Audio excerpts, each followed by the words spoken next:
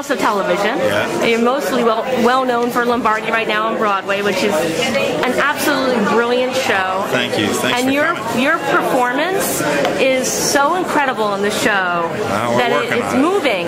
It's very moving. I saw it a couple weeks ago, and I was really moved by your performance. Well, it's also, you know, I think the big surprise is how much the women do like to play, and a lot of that's because of Judith Lund. She's the best. Well, it's all because of you. Well, I don't know, Judith really is. We call her mom. You call her mom? Oh yeah, all the actors in the play. Everyone gets along. You guys all hang out socially. Oh yeah, too? yeah. No, we have a great cast, and again, Judith is, you know, Judith and Tommy Kaler, our director, are just such a joy to be with. You know. No egos around. You know, we just try to do the best job we can. We figured that's the way the coach would want it. You know? That's great.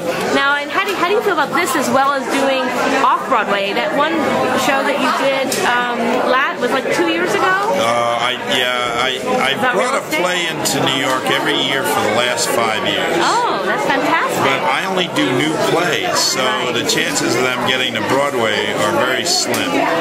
Even though this is my 54th play, this is technically my first Broadway. Right. And they've all been off-Broadway. Right, and they've all been fantastic. I've seen a lot of them before. Good writers. Mark St. Germain, who wrote that play Years on the Beetle that you were talking about. I love that Who has a hit off-Broadway now with Freud's Last Session. Oh, okay. You know, he's a wonderful writer. A couple of years ago, I brought in a Stone Carver written by Bill Master Simone. I love that. I saw that as well. Yeah, very powerful. That should have been made a movie. I agree. Begged Al Pacino's people to come and see that. Right. But they didn't, you know. Oh.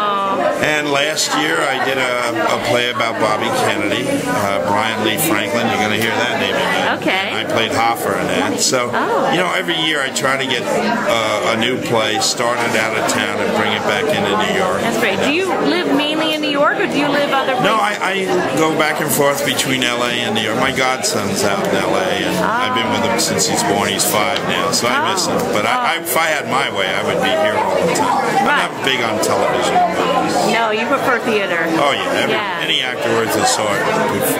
But you have to have a name. Absolutely. You know, so the Wonder Years gave you that. Yeah, the Wonder Years. I mean, people don't really know my name, but you say to Dad from the Wonder Years. They say, oh yeah, him. Yeah, plus all the guest spots I've done. Yeah. Do you still stay in touch with Fred Savage from the Wonder Years? They've all come to the play except Fred, because Fred's been working. He's one of the hottest television directors we have. Oh, really? He's a brilliant kid, and you know, we had all smart kids. You know, they never talk about the kids on the Wonder Years. Well, every one of them's doing well. The girl, I know you have a close relationship with her, right? Danica McKellar played Winnie Cooper. She's a math genius. Yes? Yes, she's written her 4th math book and does motivational speaking for young girls, and she's still very beautiful. Just had her first baby. She did? Oh my baby boy. And but when she in LA? She's in LA, but when she does that motivational speaking, she comes out really dressed to the nines. She's gorgeous, and her first line to these young girls out there is "dumb is not sexy," and she encourages young girls to be the best they can. A lot like Lombardi does, encouraging his men to be the best you can be. Right.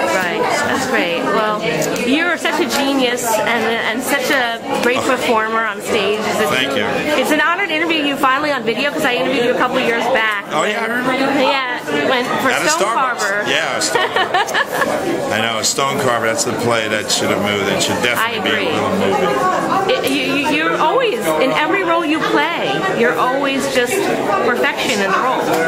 Well, that's the beauty of the theater, is that if you should never be satisfied with your performance. You should always be working on it, and you have the opportunity to work. Yes. You know, I mean, we've done our 232nd show of Lombardi, and Judith came up with a bit last night, and we tried it and it didn't quite work, but we can't wait to get tonight to try it. Oh, great. So that's part of what theater is about, is trying to, never settling for what you have, but always looking forward. Right. Now, is there something that you've always wanted to do that you haven't done yet?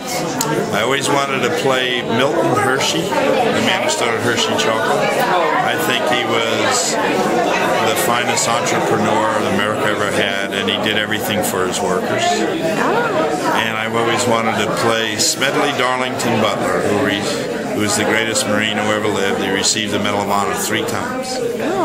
But he tried to keep us out. Oh, that's great. Okay. Are those plays that you've actually No, they're just characters I would like to play. Yeah, I'm kind of too old for Smedley Butler now, but I still could play Milton Hershey. Okay. Well, thank you so much for doing this interview. Oh, thanks for having me. I appreciate it. Thank you.